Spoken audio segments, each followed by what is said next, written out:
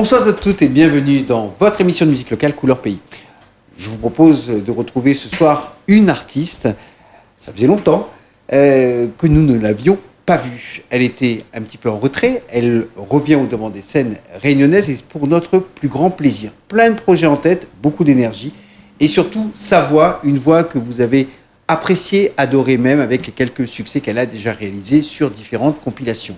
Cette artiste que je vous demande d'accueillir ce soir, c'est Agnella, dans votre émission de musique locale, Couleur Pays. Couleur Pays avec Eric. Agnella est donc notre invitée de ce soir pour votre émission Couleur Pays. Agnella, bonsoir. Bonsoir Eric. Ça fait un petit moment qu'on ne t'avait pas vu, ça nous fait plaisir de te revoir. La dernière fois que je t'ai vu dans cette émission, c'était pour le lancement de la compilation Love It Sega. Ça remonte déjà à quasiment 1 an et demi. 1 an et demi, ouais. 1 an et demi. On était à Saint-Pierre, dans un fauteuil, il y avait tout le monde. Il y avait entre autres Morgane, qui a fait un beau parcours aussi avec sa chanson Câlin. Un petit câlin. Il y avait Célio, Patrick bien sûr, toi-même. Et voilà. Il y a eu d'autres artistes qui sont sortis de cette compilation. Des jeunes, moins jeunes, des gens différents, et ça a plutôt bien fonctionné. Cécilia également, qui était sur cette compilation, et bien d'autres. Donc, depuis, ton morceau a vraiment bien marché. Il s'appelait Mon Gâté. Alors, avant de parler de cela, un petit flashback sur ton parcours musical, même si pour certains ils le connaissent déjà, mais certains ne le savent pas encore. Mais ça fait très longtemps que tu es dans la musique, en fait. Tu as toujours été dans la musique. Ouais, depuis toute petite, mais elle est dans la musique. Mais Mala commence réellement à 18 ans. Avec 3 titres sur l'album de mon papa, mais que n'a pas vraiment eu le succès attendu. Et après, elle a eu Mirage. Mala a été choriste pendant 2 ans, je crois. Et après, un jour, il a dit, pose une chanson sur une compilation. Elle m'a dit d'accord. Et après, il fait qu'aujourd'hui, m'a pose un 2e titre, un 3e titre, et voilà. Et ce qu'il y a surtout, c'est que je crois que si Patrick, donc on parle de Patrick Niamdila, qui est le producteur du studio Mirage et qui a produit pas mal de compilations, c'est aussi parce que ce que l'on retient quand on te connaît, c'est ta voix. C'est-à-dire que tu as, depuis même l'âge de 17-18 ans, tu as été reconnu quand même déjà par ton père, plus tard par Patrick, comme quelqu'un qui chantait, et plutôt correctement. Plutôt correctement, mais j'espère. Je crois que tout le monde l'a remarqué.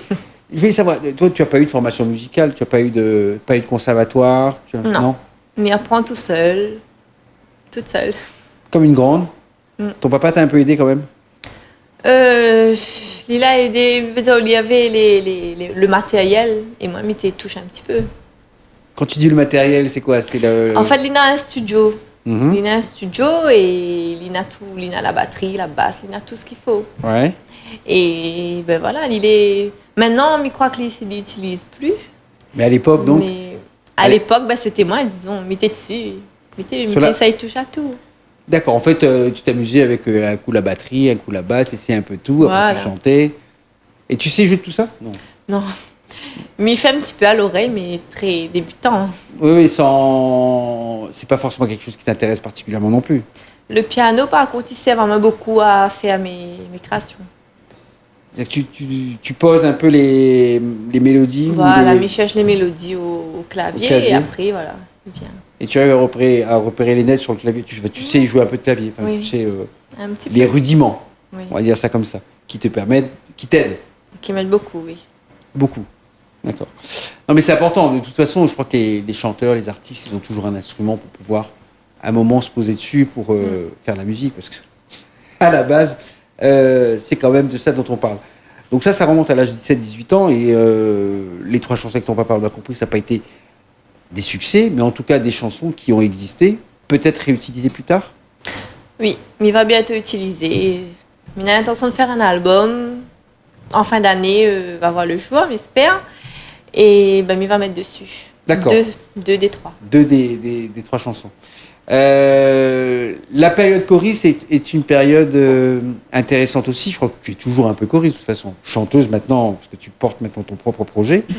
mais d'abord choriste. Alors, comment s'est opéré pour toi cette mutation entre choriste, donc où est derrière, il y a l'artiste devant, c'est peinard quand même, choriste.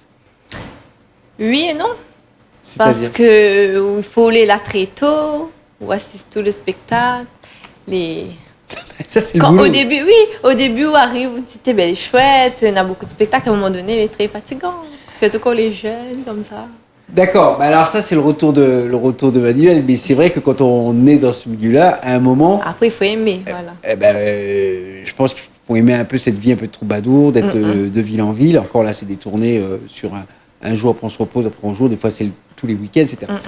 Mais tous les musiciens, peuvent passer par là. Mais ce qui est surtout peut-être plus intéressant encore, c'est de savoir comment s'est passée la mutation entre toi, choriste, où tu es derrière en fait et tu portes pas le projet, et toi, chanteuse, où du coup tu es devant et tu es obligé de porter un peu l'histoire, et tout repose sur toi, parce que c'est toi qui chantes. Les musiciens, c'est toi qui leur donne le là, c'est toi qui impulse la chanson, qui l'anime et qui porte le projet.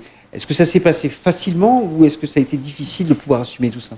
Déjà au début, même en étant choriste, j'étais stressée, comment dire ça? J'avais pas vraiment confiance en moi. Et c'est au fur et à mesure, même ils voient que ce que m'y fait les gens y aiment, ils donnent à moi la force. De continuer voilà. Et de faire ça. C'est-à-dire qu'en fait, c'est par rapport aux gens que tu as pu t'affirmer. Tu es plutôt d'une nature un peu timide. Voilà, un petit peu timide. Au début, quand je me rappelle, quand Michon, tout mon gâté l'a sorti, les gens ils restent là, ils debout, ils regardent à haut. Vous dites, ouh là là, les très stressants. Mais après, quand on voit qu'ils commencent à taper, comment je chante avec eux, ils donnent à haut, vraiment. Oui, et puis à la fois, il ne faut pas trop non plus se préoccuper de ça. Je crois que l'important, surtout en spectacle, c'est d'abord de poser la voix, être bien avec ses musiciens, d'avoir fait un beau concert. La réaction du public, elle est surtout liée à la promotion qu'on va faire après avec la chanson. Ce qui fait que, j'imagine, tu as dû remarquer que d'une période à l'autre, une fois que la chanson a commencé à être diffusée, tant en radio qu'à la télévision, c'était plus tout à fait le même rapport avec le public. Ouais, c'était pas le même rapport. Il y a eu un grand changement. Grand changement. Oui. Et c'est ce qui fait que les gens écoutent. D'abord, ils écoutent, ils aiment, et puis après, il y a une histoire qui est racontée, ils l'entendent plusieurs fois à la radio, après ils voient le clip qui suggère une histoire, parce que c'est ça, tant dans Faya Sega que dans les autres clips, et après, son comportement est un peu différent, et en fait, le changement a été assez radical. C'est